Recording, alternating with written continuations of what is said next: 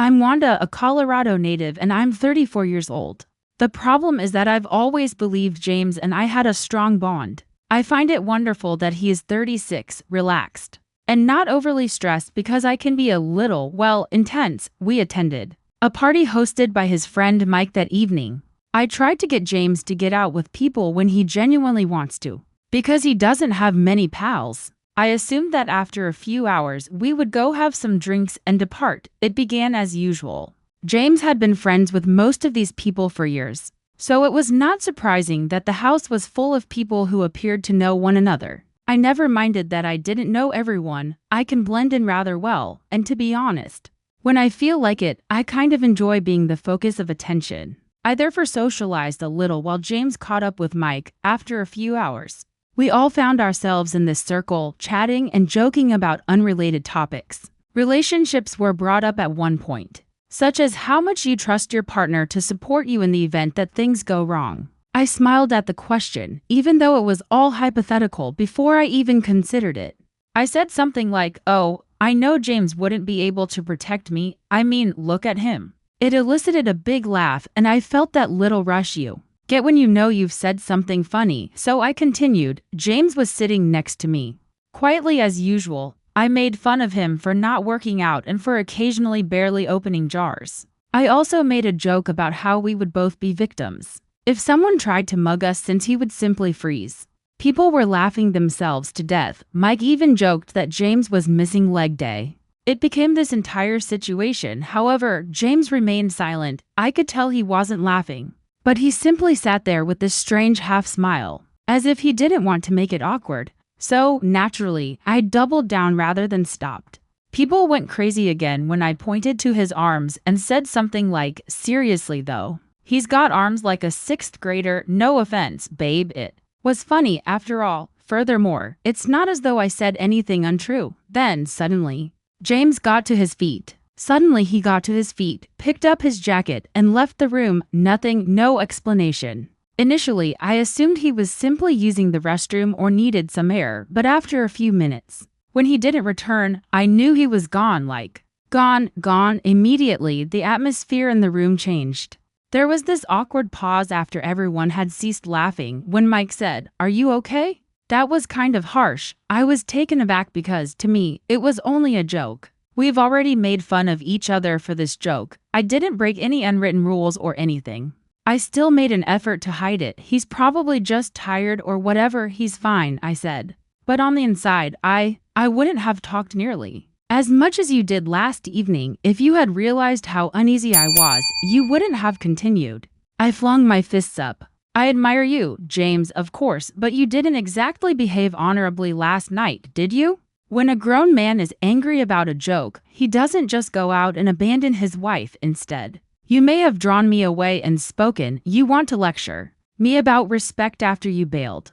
I could tell he was thinking about what I had said because he looked at me for a long time. At last, he let out a sigh and combed through his hair. "You're right," he said in a whisper. Startled that he was actually acknowledging it, I arched an eyebrow and said, "I shouldn't have left you there. That wasn't okay." "Yeah, that's what I thought." I leaned forward and murmured, "So maybe next time, don't overreact to make things worse. If you had just talked to me, we wouldn't even be having this conversation." He stared down at his coffee for a moment without saying anything. He whispered, "I just wish you'd consider how what you say affects me." I shrugged, not wanting to press the issue further now that he had shown regret. "I'm not asking you to change who you are, just think about it." He nodded, but his expression remained irritated. "Sure, I'll think about it, but you also need to think about how you handle things. Deal?" he said. Although I could sense that this was not the end for him, I felt that the issue had been resolved. Following our talk, I felt rather well. When James said he was sorry, I knew I had won the argument. And that was that for me. He was still a touch strange, to be sure, but he would go on. He did. That was the nature of our relationship. I would stand my ground when he became outraged about something, and ultimately he would change his mind. I no longer even needed to consider it. James wasn't exactly the sort to take the initiative, whether it was planning, managing money, or choosing what to watch on TV. I had always been the one who kept our relationship going. He didn't care, in fact. I believe he enjoyed it that way. I'm not exaggerating when I say that I was in charge, since it's not like he ever argued with me about it. We were that way, and it was effective. For me, it worked.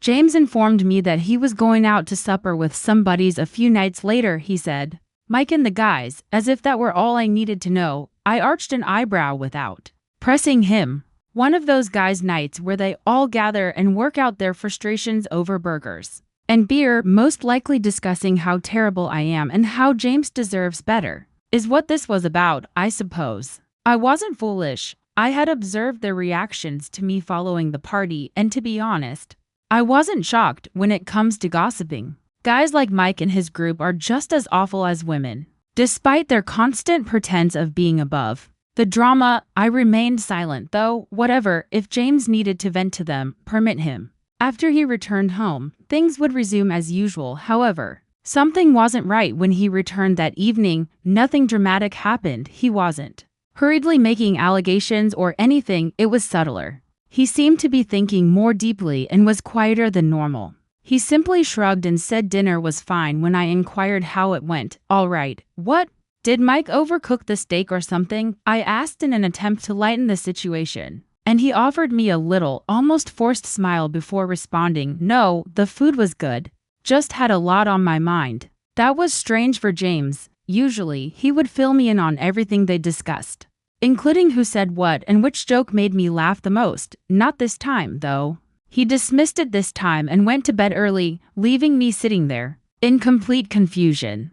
I began to notice further changes over the course of the following several days. Small things initially. He didn't appear to be as keen to follow my instructions. You pick. I'll just watch whatever, he responded when I proposed we watch a movie, in a tone that sounded more irritated than uninterested. Or he casually said that he might go hiking with Mike instead, which was not something he usually did when I brought up our weekend plans.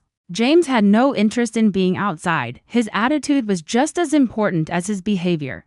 Maybe he was more certain. There is no other way for me to explain it. He seemed to be acting without waiting for my permission. I didn't like it, and I wasn't used to it. I had no idea why, but it felt like he was separating from me, as if he was closing himself off, and I didn't want to control him or anything. I finally brought it up one evening. I mentioned, you've been acting different lately. As we prepared to go to bed, I thought he was going to deny it for a while. Then he looked at me and asked, what's going on? I was confused, though, when he added, I've just been thinking a lot about us, about me, about what I want. I continued, attempting to sound cool. What do you want? He shrugged and asked. What's that supposed to mean? Just that I've been letting things slide for too long. I've been too passive, to whatever. I need to start standing up for myself more, that's all. I pretended to chuckle, but I was actually experiencing a strange uneasiness. You make it sound like I've been running a dictatorship or something. Is this about the party? Because we already talked about that, he said. It's not just the party. While maintaining eye contact with me, it's everything. Suddenly, the topic of discussion changed. It was now about our whole relationship, not just one night or one joke. It occurred to me for the first time that he might not be content with the status quo. I began to question whether I was losing control for the first time. One evening after work, James came home, and I could immediately tell he was thinking about something. He had that serious expression he gets just before saying something. He had spent hours practicing in his mind, but I didn't ask what it was. At the very least, he would tell me if it was important. Usually it went like that. He finally said something as I was clearing the plates after we had a largely silent supper. Already irritated, I grumbled, we need to talk. It was unusual that he didn't recoil at my tone. Okay, what now? Rather, he folded his arms and sat back in his chair. I was surprised to hear. Why do you treat me the way you do? What are you even talking about? I mean the way you talk to me. The way you act like you're the only one who matters in this relationship. Do you even respect me? Wanda, I rolled my eyes. To be honest, of course I respect you, James. You're my husband. Why are you even asking me that? Angry, he shook his head. Because you don't act like it. You humiliated me in front of my friends, and when I tried to tell you how I felt, you made it about how I overreacted. You don't listen to me. You don't care what I want, and half the time it feels like I'm just here to be your punching bag. My response was, that's not fair. I wasn't trying to humiliate you. I told you it was a joke. You're the one who made it into this big thing, he said. Thanks, Wanda, in a stronger tone. This isn't just about the party, it's about everything. The way you talk to me. The way you dismiss me when I try to say how I feel. If you really respected me, you wouldn't treat me like this. My cheeks started to get hot. James, don't act like you're some perfect angel in all of this. You don't stand up for yourself. You let me handle everything, and now you want to sit here and act like I'm the bad guy. Maybe if you stepped up more, I wouldn't have to take charge all the time. His words. That's not an answer, interrupted me. Why did you even marry me? If you don't respect me, was it convenience because I was a safe choice? Or was there something else? Because I'm starting to think I'm not the person you actually wanted to marry. The words hit me like a slap and I froze. With a fast "that's ridiculous," I responded. You're twisting this into something it's not, am I? He asked, his voice suddenly raised. Because the way you treat me doesn't feel like love, Wanda. It feels like I'm just here, like I'm not enough for you, and maybe I never was, I yelled. That's not true, but even as I said so, I could sense my defense beginning to crumble. You're overthinking this, you're letting your friends get in your head, aren't you? They've been filling you with this nonsense.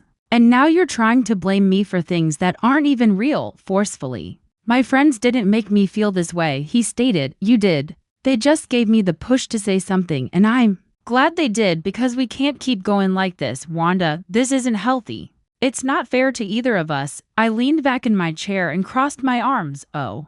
So what's the solution then? Counseling, divorce? Are you just going to throw in the towel because I make a few jokes you don't like? His words. This isn't about the jokes. This is about respect. About whether or not you even want to be with me, because right now, it feels like you don't. I sneered. You're blowing this completely out of proportion, which is crazy. No. He answered in a firm voice. I want to know the truth now. Was I never the man you truly wanted, or is there someone else? For a moment, I was unable to speak as the question impacted me like a gut strike. I wanted to lash out and deny it, but something in his tone stopped me. He wasn't accusing, he wasn't angry, he had just finished. I pushed my chair back more forcefully than I intended to and got up. James, you know what? Your pals might have been correct. Perhaps there is no hope for this. You haven't been a good husband, yet you want to sit here and act like the victim. And perhaps, just possibly, I'm not the villain in this situation. Perhaps we simply aren't meant to be. He simply gazed at me with this composed, even resigned expression without saying anything, and for the first time, I understood that his goal was to determine whether there was anything left to fight for, not to win the argument. What are you interested in doing? I can't do this any longer, Wanda, he said softly. Either we solve it or we leave. I had nothing to say. I was at a loss for words for the first time in a long time. After he asked, fix it or walk away, James. And I sat in quiet for what seemed like an eternity. He put me on the spot like that, which was something I wasn't used to. Ordinarily, he would retreat, allow me to deflect, and things would return to normal. Not this time, though. The weight of his words hung between us, and he was being completely serious. I exhaled at last, trying to sound calm. Okay. We'll attempt counseling if you want to make things better. I could see he wasn't expecting me to agree so fast because his eyebrows went up a little. Really? Leaning forward and putting my hands together as if in earnest, I answered, yes. I do not wish to end this marriage. Let's do counseling if you believe it will be beneficial. It was not an outright lie. James was a part of the reason I enjoyed my life and didn't want a divorce. However, what is the reality? I assumed that this was all a phase. After that brief boost from his buddies, he was feeling like himself. But he would soon return to reality, making an appointment for counseling. Yes, doing it, really? That was a different matter. I promised him that I would locate a counselor and arrange for something. But weeks passed and I never did. I always had an explanation when he brought it up, such as how busy I've been at work, how all the ones I could find were booked up, or that I was waiting for a callback. At first, he seemed to believe me, but then he stopped asking questions. I assumed that he had moved on, as I had anticipated. Then he brought it up again one evening. He turned to me as we were watching TV on the couch and said, "You never scheduled counseling, did you?" I froze for a moment, then I got back up fast. It's not as simple as it seems. But I've been trying, I told you. James, he continued calmly but firmly, don't lie to me. Did you never intend to do it? Immediately defensive, I rolled my eyes. Oh, hurry up, Jay. Don't pretend that I don't care about this marriage, James. I'll do it like I promised. No, he interrupted me. You don't care enough anyway, and you won't. We wouldn't even be here now if you did. I crossed my arms and mumbled, here we go again. Why must you make me the villain every time? Because you refuse to take responsibility for anything, he yelled, raising his voice. Wanda, you don't respect me. I'm done acting like this will work, and you don't even take this seriously. I'd like a divorce. Stunned, I gazed at him. Just what did you say? With a calm tone. He reiterated what I had said. I want a divorce. This is unhealthy. I can't be with someone who doesn't even want to attempt to make things better, and you don't respect me. I chuckled, but mainly because I couldn't believe it. You're not being serious. He said, I'm staring you in the eye. I have been sincere for some time. All I had to do was confirm that this couldn't be fixed, and it can't. I shook my head and replied, you're being absurd. Right now, you're just angry. When you relax, you'll realize how foolish this is. No, Wanda, he firmly said, I'm not angry. I understand. I'm worthy of better. It dawned on me then he wasn't playing a bluff. He wasn't attempting to win an argument or make a point. He meant it. I freaked out because he wanted to go. Do you mean me? I yelled, got to my feet, and gave him a fierce look. After everything I've done for you. You want a divorce? After all the years I've tolerated your passivity and weakness? He snapped. Stop, but I disregarded him. No, I responded, raising my voice. You're going to hear this, James. You're pathetic. You've been pitiful all along. Because your small friends advised you to get a backbone. You suddenly believe you're some big man after letting me walk all over you for years. You're a farce, Wanda. No, I said, my eyes welling with tears. I now regret getting married to you. You're a weak, frail excuse for a man and an embarrassment. You think you're better than me because you can't even take a small joke without acting like a child and fleeing to your friends. When I was done, my chest was heaving with emotion, and I was trembling. However, I came to a realization as the words lingered in the air. No one else was at fault. Not his pals, not James, nobody, only me. His expression was unreadable as he gazed at me for a considerable amount of time. Then he got to his feet and went to the door. There's nothing else you need to say, he murmured softly. For now, I'll remain at Mike's. After you've had time to consider what you truly want, you can give me a call. And he was gone in an instant. I wasn't in charge for the first time in our relationship, and I wasn't sure if I wanted him to return for the first time. After James told me he wanted a divorce, weeks passed. Although he spent most of his nights at Mike's residence, he returned, occasionally to pick up clothing or organize his belongings. It seemed like he was someone else every time I saw him. He spoke to me coldly and didn't look at me the same way. It devastated me that he didn't know me. He kept it brief and courteous, as if he were speaking to a co-worker he hardly knew. But I would try to strike up a conversation with him whenever he passed by anything. To break the ice between us, I'd crumble the moment he departed. I used to cry while sitting on the couch, wondering how things had become so horrible so quickly. Even though I detested the circumstance, I was unable to accept any true accountability for it. It was his fault, I reminded myself, because he had allowed his buddies to turn his mind against me. I had to think it in order to avoid drowning in remorse. The divorce was as equitable as it could have been when it was finalized. Neither of us left with more than the other, and nobody got messed over. We divided the savings. He kept the automobile. However, it seemed more like losing a piece of myself that I would never be able to regain than a victory. James completely ceased coming around after the documents were signed. Occasionally, I would see updates on his Facebook page, which included images of him hiking in areas I didn't even know he with Mike and the boys. He appeared content, even liberated. And it was evident from his friends' remarks that they were completely behind him. I completely stopped receiving messages from people I assumed were our friends. No more texts to check in, no more party invitations. I felt as though I had been entirely excluded from the group. Initially, I was upset. How could they all be so unfaithful to me? But I understood in my heart why.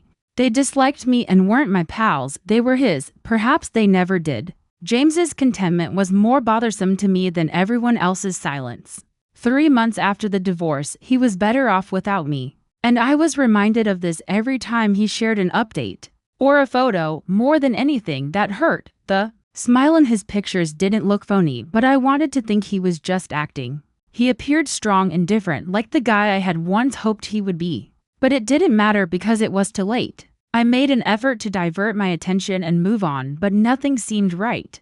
Apps for dating were a joke. The men I encountered were either strange, impoverished, or seeking something that I didn't have. I had lost any sense of what I desired. I just knew I didn't want to be left on my own. But that possibility began to seem more plausible with each week that went by. I continued to convince myself that the divorce was best for me, that James wasn't the man I needed, and that I would find someone more capable of handling me, someone who was stronger and more resolute. However, every time his name appeared in my newsfeed, that tiny voice in the back of my mind reminded me that I had messed up, and that perhaps just possibly I had been the issue all along. However, I would never say that aloud to anyone.